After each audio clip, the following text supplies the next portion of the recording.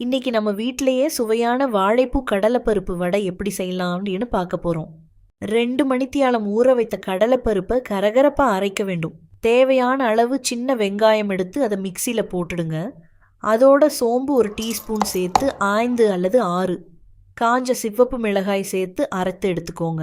அரைத்த கடலை பருப்புல நறுக்கிய வாழைப்பூ, நறுக்கிய பச்சை மிளகாய், நறுக்கிய கறிவேப்பிலை சேர்த்து அதோட அரைத்த வெங்காயம், உப்பு மற்றும் 1/2 டீஸ்பூன் பெருங்காயம் எல்லாம் சேர்த்து நல்லா மிக்ஸ் செய்யுங்க. நீங்கள் விரும்பினா கொஞ்சம் இஞ்சி அல்லது பூண்டு கூட சேர்க்கலாம்.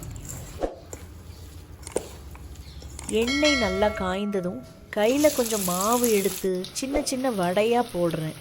மிதமான தீயில தான் பொரிக்கணும். அப்போதான் உள்ள வரைக்கும் நல்லா வெந்து வெளியில் குறுக்குறுன்னு வரும்.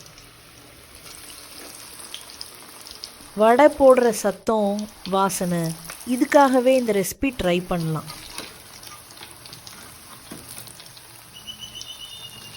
இதோ பாருங்க, சூப்பராக பொண்ணுறமா குறுக்குறுன்னு வாழைப்பூ கடலைப்பருப்பு வடை தயார். வெளியில் கிறிஸ்பி, உள்ள சாஃப்ட். தேங்காய் சட்னி அல்லது சாம்பாரோட சாப்பிட்டா சொர்க்கம்தான்.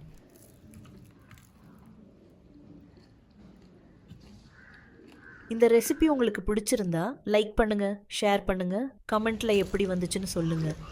இன்னும் பாரம்பரிய கிராமத்து ரெசிபிஸ் வேணும்னா சேனலை சப்ஸ்கிரைப் அண்ட் ஃபாலோ பண்ண மறக்காதீங்க.